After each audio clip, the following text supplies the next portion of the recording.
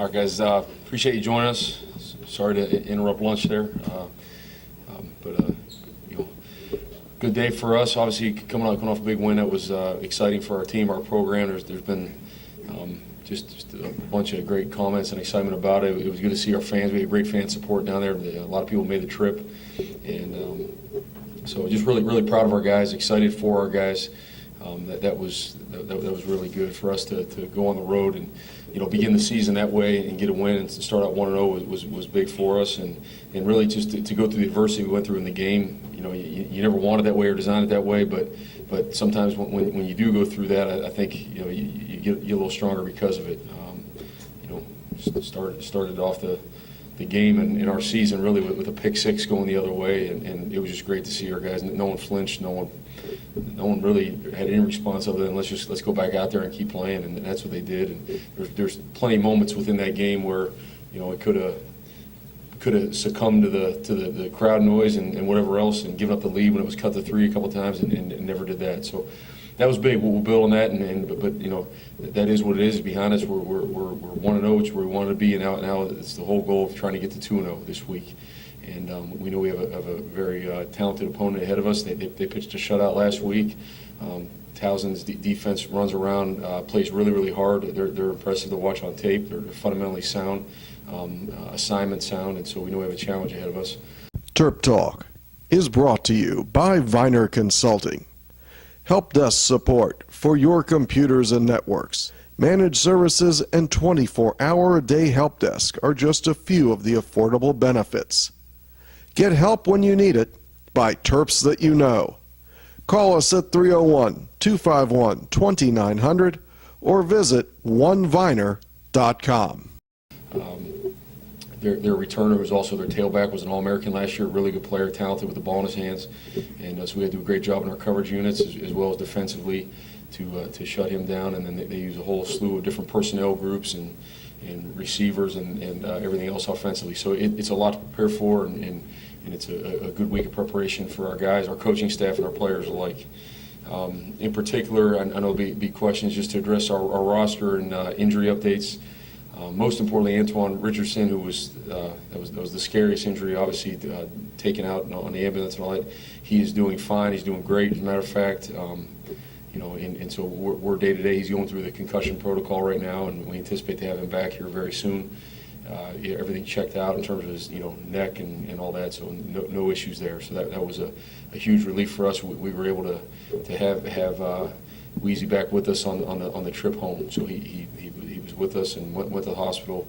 The people at the University of Texas did an unbelievable job of helping us. Their medical staff, training staff was great. So that's update on him. On Piggy. Piggy tore his ACL. He'll be having surgery here later this week, and that'll put him on the shelf for the season. Very tough for him and for our program. I tell you what, I was proud of him, how he played and competed. I know there was a lot of questions about him going into the season and what he can or can't do, and a lot of judgments made on a guy when he was a true freshman, just thrown in the mix, and the fire probably not quite ready for that, but it had to be done. And I was really proud of him, how he went out there, responded, and played. I think he showed everyone what he's capable of doing. He was really good in the vertical passing game down the field, and obviously, running the ball, he was very effective that way too. So I think he showed what his abilities are and how he can really lead this offense, move this offense, and he did a great job while he was in there. So he'll be missed by all of us. But Pig is a tough guy, tough competitor, and he will bounce back, come back, and be a great player for us here in the future. And then Jesse Anabonham also came off the field there. Jesse fractured his ankle. He's having surgery actually later today. So his return is, he's out for several months. We'll kind of play it by ear and see if that's, what the plan is for him moving forward. That's not been determined by us or him or anyone. We're just going to play that by ear, but he's out for, a significant amount of time. So those are our updates. With that, any questions? Coach, you made reference to the 2 times that Texas came back to within 3. On a long spread game, that's sort of a point where some teams, that have had a lead, it kind of causes a letdown and they kind of let it get away. What about your team did you see as it as the defense stiffened up and you continue to answer their scoring, characteristically, what did you see there? Yeah, I think that's the biggest thing to take from the game, to be honest with you. I mean, obviously it's great getting the win and all the things that go with it, but that's the biggest thing. Those are the things we talked about, we've worked on. We have felt like as a coach staff we've grown and gotten better. I mean, those are things we actually talk about with our guys. And when you're trying to build a program and a culture, you have to go through those times and respond the right way, which, at times we didn't do that last year. I'm not quite certain if a team a year ago would have had the same response we did this year. So that was great. It was great to see. They didn't. I mean, the crowd was into it. You could feel momentum swinging the other way, and it was, and then every time that happened, we made a play, whether it was a big kickoff return to answer their punt return on special teams, and then the offense scored next two plays, or just our offense taking the ball down the field. And when Kasim came in, did an unbelievable job leading the offense and taking us down the field, converting on the 3rd and 19. I mean, that was a 3-point game, and it's 3rd and 19. He hits DJ Moore down the sideline, and we go in to score a couple plays later. I mean, that's huge right there, because we don't get that. We're now punting with a 3-point lead, and they got the ball back, and they did as that game went on. 'Cause we played a lot of snaps on defense. We weren't quite the same defense there at the end we were at the beginning, and so we could have been on the ropes there a little bit, but we took a couple punches and bounced back. It was great to see. Yeah, DJ, with Piggy out, does that I guess elevate Kasim into the starting role this weekend? I guess, how does his job change where he's got 11 games here, and he's kind of got to take the reins of the offense? I guess, how does the complexion of the position change for him? Yeah, it really doesn't change at all. I mean, Kasim, he prepares the same every day. I mean, he's been I don't know. He's been like a veteran guy since day one when he got here. All last week he prepared like he was a starter, and you could see when he went in the game, there was no drop off there. I mean, just think that was not only his first time playing; that was his first college football game. First time he's ever been on the sideline of a game, and he went in there. He was smiling when he went in the game. Like, all right, here we go, and. So that's the type of kid he is. That's how he prepares. So he'll prepare the same way this week as he did last week. Although he'll be getting more reps with the ones, obviously, because he's the starter. He's the guy, and we can do everything we want to do in our offense with him, and we will. We're gonna put that on him, and I know he'll respond. And there'll certainly be moments, freshman moments or whatever. But Kasim is he's the right guy you want to be in that spot.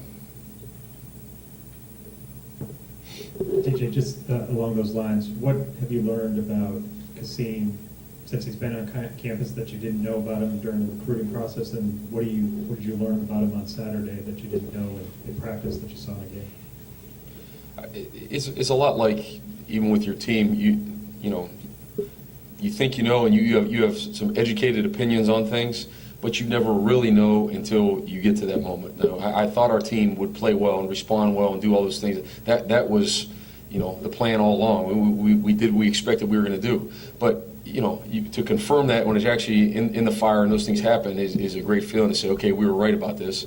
So the same with Kasim. I mean, we've thought all along he's the right guy, not just physically. I mean, I think it's easy when you watch physically, just look at his stature, how he runs, how he throws. Okay, this guy's a really talented football player. But when you get to know him through the recruiting process and you know what he's all about, then you really open your eyes saying, wow, this guy is special. And so, he had to go in that game. I mean, his first play was a 3-point game when he went in there. It was fourth quarter. And third down. I mean, and it didn't affect him. He just went in there and played. He was 3 for 3 on his passes. He was, ran the ball for I don't know how many yards. We had a touchdown, and so that's what we expected from Kasim. And the good thing is that's what we got. DJ, can you talk about the loss of Jesse and what you might do in terms of trying to fill his spot? Jess is one of our guys up there that we think is a dynamic pass rusher. I know I've said in here, I don't remember what date or not, but he's put together his best work through this offseason, spring ball, and training camp, and that's a hard one. To see the disappointment on his face. Those are hard moments as a coach. You feel for guys, and unfortunately, injuries are part of our game, and they happen. And So he has great football in his future, whether that's continuing here or next level, whatever that is. He definitely has that, and that's a good thing for him. But yeah, we got to move some guys around, and at the end of the day, it's when that happens as part of the game, it's someone else's opportunity to step up and play. And if you look at in that game, there was a 4th and 2 around midfield where we got a stop on defense, and Bryce Brand was in playing Jesse's position, and Bryce is a true freshman, and he was in on the sack, and so I mean that's what it is. Like, and that next guy's got to step up. So Bryce now his role increases a little bit, as well as Melvin's role increases a little bit, and we'll move Chandler around. I mean, we have some options up there. It's just we played probably a dozen guys on the defensive line in that game, so we do have some options. It's just more than anything, you feel for Jess. Coach, how strong was the defensive effort? 41 points is deceiving because one was a pick six, 2 special teams, and 1 gimme at the end. The defense was, at Texas, which has always been a good offensive team, couldn't have been much better. I mean, Jermaine Carter couldn't have been much better. Yeah, was really happy with our defense for about 57 minutes of that game. That last drive was painful to even watch. And in the game, it was a 3-score game and all that. But you never want to finish a game that way. But we've spent some time talking about that, looking at it. But I'm very happy how our defense played. I mean, shut them out really in the first half. Again, I know the points didn't show that, but that was good for us. I think at the line of scrimmage we played really, really well. I think our defensive line, especially shutting down the run game, and we were able to get to the quarterback and affect him pretty well at times. There were some times with some things we need to clean up, but yeah, I mean, it was good to see. I think that's what we expected our defense to do, but again, it was good to see it, because the whole challenge now is I feel that we've made great strides and improvements. We got to show that every week. We got to be consistent. Did you know Tom Herman said yesterday that you guys completely dominated them up front on both sides of the ball, and I was wondering, is the difference with the fronts this season, is it these guys are just bigger, faster, stronger, or are they evolving with the scheme in your second year? Has there been kind of a key with the fronts in their development? I mean, it's a combination of a lot of things. I think we're constantly evaluating everything we're doing. So it definitely our strength conditioning program, our nutrition program has helped those guys. We are a better looking team up front than we were a year ago, and I'm talking with the same guys. Just they've developed better, they've transformed their bodies. I think they understand the scheme better, so they have a better understanding what they're doing. They can play faster, obviously, and operate with more confidence in what their assignments are. And with the addition of Tyler Bowen and Jimmy Brumbaugh, I think that really those guys done a great job coaching those guys, getting them playing well, playing hard. So I mean, it's a lot of things, and those players are they're prideful guys, and they want their performance to be better than what it showed at times last year. So you combine all those things, and I think you get what you saw on Saturday. But I'll say this, and we said to the team, we can play much better than that. There's a lot to clean up from that tape. I mean, it was great to go get a win and all that, and it's always great correcting mistakes after a win. But there was a lot of mistakes. Like, we can play a lot better, and that's the challenge. We've got to continue to get better every week, and because that's how it goes. That's how our schedule goes. We got to continue to get better. So I think we have the right mindset with our guys. They understand that too. They feel the same way. Jake Funk and Antoine both contribute on special teams and in their roles. How much do you have these guys build on the special teams to get on the field, or do you in positions, or do you look at them as their special teams guys and offensive guys, in terms of that's just part of what they bring? Well, it's all, I mean, every guy's different. There's a lot of guys, there's a lot of starters on our special teams. And there's I mean, Antoine's playing on special teams. He played almost every snap of defense too, and Jake, he's in rotation at running backs. We have some depth there, and he starts on all phases of special teams. So I don't, it's a mix. It's individually based. We evaluate our special teams units just the same as offense and defense. So you're a starter on one of those, you're a starter on this team, and we're going to find the best, left guard on the kickoff return team. The best guy will be that guy. If that guy so happens to be,